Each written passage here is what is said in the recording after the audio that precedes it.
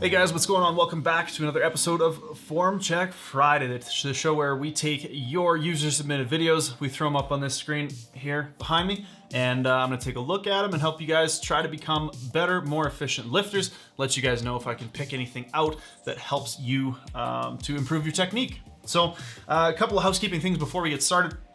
Number one, if you want to submit and be featured on Form Check Friday, please send your emails to formcheckfriday@gmail.com. That's where we receive them. That's where we pull our submissions from, nowhere else. Another thing to note is that we're going to be doing some seminars between April 24th and May 6th. We're going to be doing seminars in Basingstoke outside of London. We're going to be doing a seminar in Edinburgh and a seminar in Glasgow. So if you're in the UK, if you're in England or Scotland, head on over to calgarybarbell.com and click on our Form Check store, and that's where the links for all the seminars are going to be. If you are interested in an in-depth form check where we take and fill out a full template based on your lifts, give you some cues based on what goes wrong in your lifts, give you assistance exercise selection ideas, and a personalized video that explains everything about what we saw in the video, you can also click over to calgarybarbell.com, go to the form checks, and you can purchase a very in-depth form check if you like what you see here and you want something like that for yourself. Without any further ado, we're gonna get right into it. So our first submission comes from Sidarth. And Sidarth says he is a novice lifter and likes powerlifting. Currently his deadlift PR is 160 kilos. In this video, he's doing sets of 6 at 75%. He doesn't know why his upper back rounds when he goes 90% and above. Can I suggest any cues? Now, first off, one of the things I'm gonna say is that your upper back rounding when you go up above 90% is not a bad thing. I think the biggest thing that we can see a little bit of here, and just give me 2 seconds, I'm gonna open up my little pen tool so that we can draw on these videos and kind of show you guys where and what I'm talking about.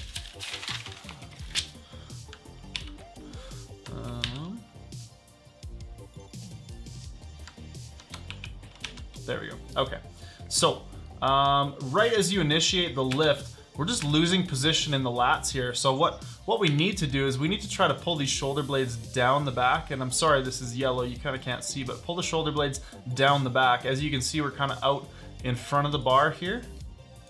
You can see we're a little bit out in front of the bar there. So that when you initiate the pull, we don't end up seeing that sort of bowing of the back there. And I think that's the biggest thing, is that you may be trying to pull your shoulder blades back instead of pulling the shoulder blades down, squeezing the armpit shut, trying to keep the arms long. So there's just a little bit of extra sort of shear force on the back, which is pulling those shoulder blades out of position. I think if you can lock those lats down and keep them down, keep them locked in, then you're gonna be in a much better position. Definitely for the overall mechanics of your deadlift, but also that's going to help solve that issue of your upper back rounding. Now, the upper back rounding, to the extent that it is, doesn't look like a big issue to me. It doesn't look like it's a, you know, something to be very worried about. A little bit of back rounding is not a bad thing at all. The other thing that I think would help with that is you can see here, there we go, how far forward the knees are and the angle that the knees are at. The lower limb of the leg is at the shin angle here. I think if you can push those knees back, it's gonna pop your butt up a little bit, and that's okay. The hips a little higher, knees a little further back, so we're a little more in this position here, and then we're gonna be able to get a bit better extension through the back as well, and not lose as much of it as we initiate the lift. I think that's the ticket, Sidarth. So big focus on the lats, pulling the armpits shut, keeping those shoulder blades in better position. And as well, I want you to shift everything back, which is going to also involve the weight on the feet. So if you're thinking about the feet, we want a little bit more pressure towards the heel, towards the back of the foot. It looks like right now we're a little bit maybe too forefoot for your style of conventional deadlifts. All right, our next submission comes from Michael. Now, Michael said he's attached a video of 455 triple conventional deadlift he did last night for Form Check Friday. I have not competed in powerlifting, but am possibly interested in the near future. His max sumo is 495, while conventional was around 465 the last time he tested, but he estimates it's up to around 475 or 480 since this PR. All right, Michael. Let us take a look at your conventional deadlift. Bit of a tough angle. If you guys are looking to submit for Form Check Friday, angle's more like what Sidarth had, where we're straight on from the side. I can see a lot better. The oblique rear angle isn't necessarily the best, but we'll see what we can do here. Oh, sorry guys, probably got some extraneous audio there. Looks pretty damn good, man. We're getting a little bit rounded out, but honestly, nothing that I would really worry too much about. Cool, that looks really good, man. I think that again we could probably lock those lats in a little harder. We are starting to lose those shoulder blades forward just a little bit off the floor, but that's probably about it. The other thing that maybe I would have you play with is trying to minimize this space right here, potentially bringing your grip in so that you're a little closer to your shins, which is going to allow you to be a little bit more upright before you initiate the pull. So whereas we're starting the pull from here, you might be able to be a little bit more upright, having your shoulders a little more in that range if you move the grip in. Moving the grip in is going to minimize your range of motion just slightly, and I think that minimizing that distance between the shin and the hand and where you're taking your grip could allow you to kind of take a bit better advantage of that leverage. That would be my advice on that. So hopefully, Michael, hopefully you end up competing in powerlifting, and all the best if you do. It looks like you got a really good deadlift. Our next one is from Omar. Omar says he's having some upper back and shoulder issues, a little bit of pain. He says he reduced the pain by reducing the range of motion on his bench press and not going all the way to his chest. He also reduced the amount he's arching, which reduced his back pain, and slowed the eccentric because he used to drop the weight very fast and his upper back would hurt at the bottom of the rep. All right, Omar, let's take a look here. The first thing I'm almost definitely going to tell you, and I think we looked at one of your lifts either in Form Check Friday or in our live streams, because this setup looks really, really familiar. I would definitely say that a full range of motion is pretty much necessary. I think that if you're gonna do heavier stuff with a little bit of a shortened range of motion, these are called Spoto presses. These are a very viable exercise for increasing your bench press strength. But I think we definitely would be well served to still include a full range bench press. And we can see there, we're definitely going to a maximal intensity. This last rep is, I mean, that's the epitome of what a 10 RPE looks like. So a lot of times when we run into these pain issues in terms of, you know, your shoulders and your back being sore, it can be a result of too much intensity over a long period of time and not using an appropriate intensity. That might be more the issue than the range of motion. Obviously, I'm not a physiotherapist, so I can't say with any certainty, and I certainly can't tell by just reading an email and looking really quickly at a bench press. But I would say I want you to start training with a full range of motion with lighter weights. I want you to start with a full range of motion, light weights, maybe an empty bar to start off with, 1 or 2 times a week, 3 to 5 sets kind of thing, and just get your shoulders used to moving through that range of motion. If this, if what I can remember about your bench press previously stands true, then this looks a lot better in terms of the mechanics and how you're moving. We have a little bit better stacked joints. We're not seeing those shoulders roll forward at the bottom, which might be part of why the bottom of the range of motion is problematic for you. If we're coming down, we're not able to maintain that shoulder retraction. We're kind of dumping into a bit of protraction in the shoulder blades. A lot of times that can be a bit problematic from an efficiency standpoint, as well as, you know, potentially from a pain standpoint. So I think that we reintroduce some full range bench presses. We reduce the overall intensity of your bench presses.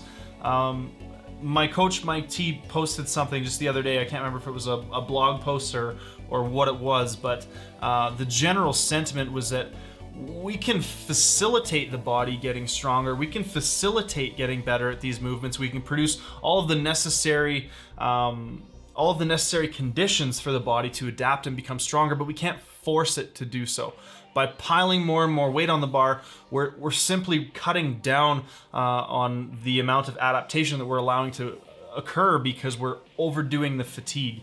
Now, I'm not saying that you're overtraining. I'm saying that you are using too much intensity on your bench press, more than likely, based on what I've seen. And that is probably holding your progress back and potentially causing a lot of the pain issues you're talking about. So let's lower the overall intensity. Let's get some full range of motion pressing in there. And I would be very surprised if things don't start to feel better pretty quickly. Our next one comes from Jake Eng. And Jake is also doing some bench press here. He says bench press 3 reps, 125 kilos at 83 kilos, so fairly strong bench press there. He says, love your YouTube channel, kind regards, Jake. All right, Jake, let's take a look. Let's see what we got here for some bench presses. So fairly narrow grip. Nice and controlled to the chest, nice light touch, good bar path. Awesome. Definitely pushing sort of the upper end of intensity as well here. I'd call that a solid 9 RPE. And I think probably the only change that I would make is I would maybe play with a wider grip. Now, not to say specifically that, you know, range of motion is king or trimming the range of motion is everything. But in most cases, I would advise somebody to at least experiment with a wider grip. Looks like you're maybe even like pinky fingers on the ring or a little bit inside. Yeah, pinky fingers on the ring, it looks like. So I think it would be worthwhile to try out some wider grip bench, even just as a variation. It looks like I said, your touch is nice and tight. Your bar path is pretty good. It looks like we're losing a little bit of the sort of tightness in the upper back when you initiate this first press here. As we go through, I'll try to show you guys what I'm looking for. So right here, just kind of keep an eye on shoulder blade and the head of the humerus there. So as we come down, we've got a fair bit of depression. And right as we go for this press, you'll notice the shoulders shrug up just a little bit. We're losing some of that depression. We're losing a little bit of that tightness in the back. And that leads to a little bit less shoulder position, or a little bit less ideal shoulder positioning here, and a little more loss of position.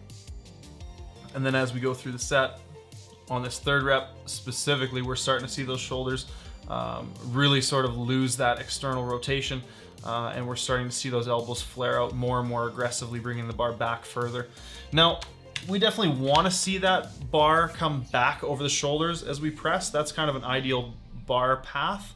But I think we're losing a little bit too much shoulder positioning on some of these reps. We're starting to see a little bit too much elevation as you go for the press. And what I would recommend for that, a lot of times I'll cue lifters to think about initiating the press with their back. So you come down, you're paused, and the first thing you do before you start the press, or as you start the press, is squeeze your back and make that part of the movement of the press. So the elbows should come out.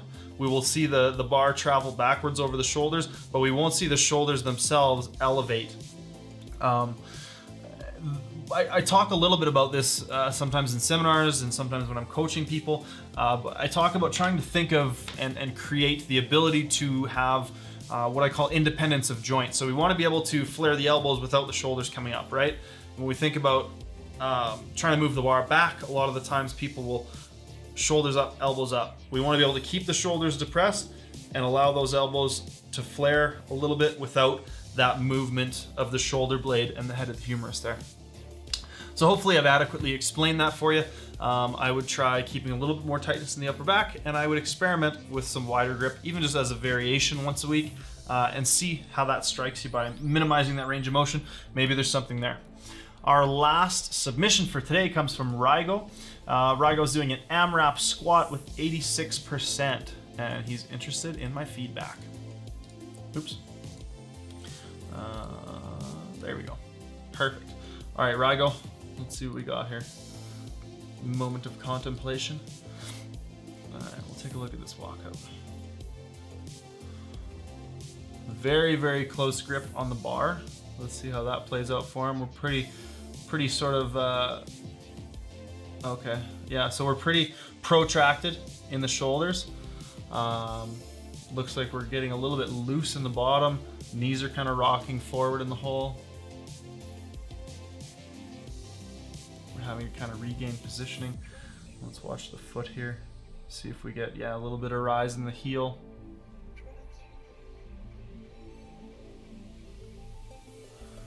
All right, Rygo. So I'm gonna stop it there. We'll rewind a little bit and I'll kind of point out each of the things that I wanted to talk about.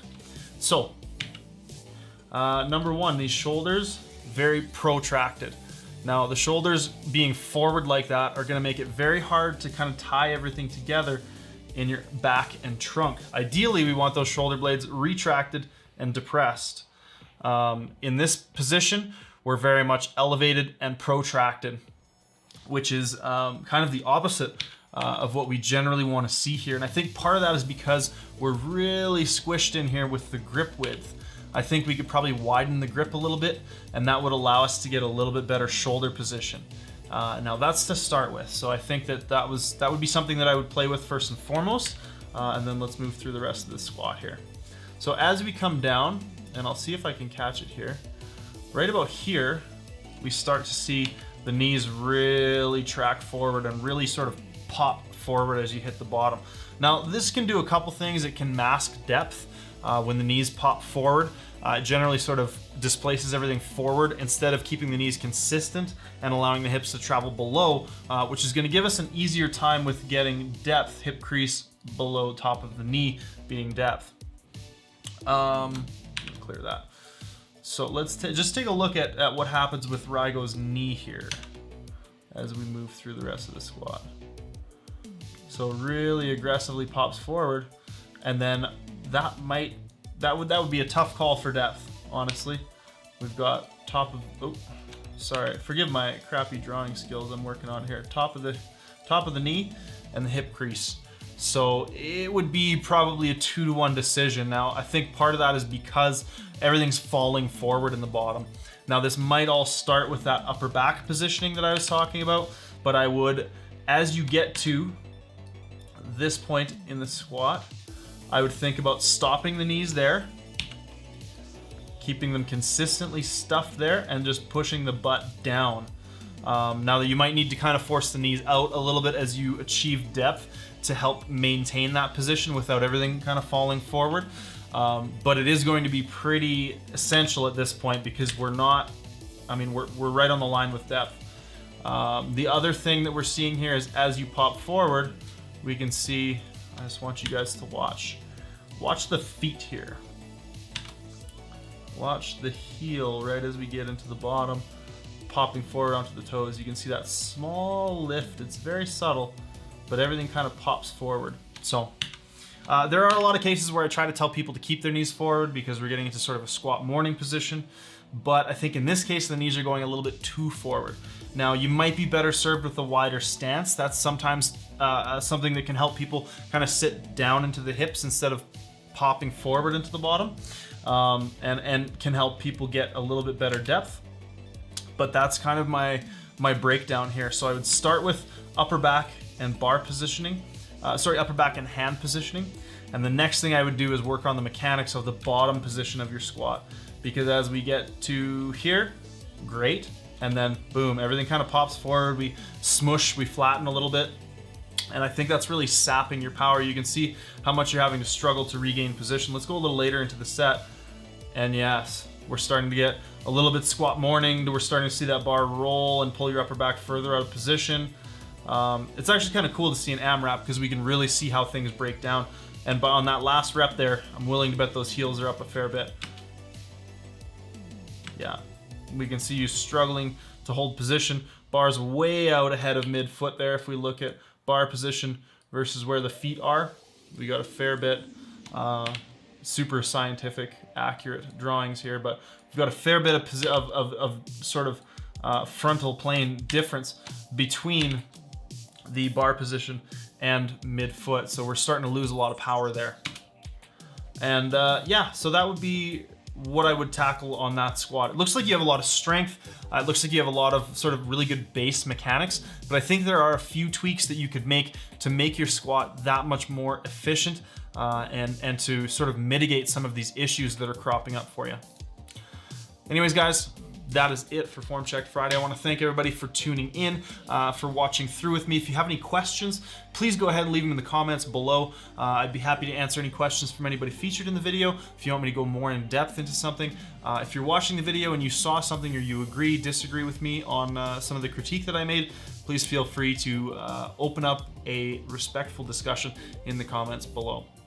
Again, if you guys want to be featured on Form Check Friday, go ahead and send those submissions to formcheckfriday@gmail.com. All right, guys, take care.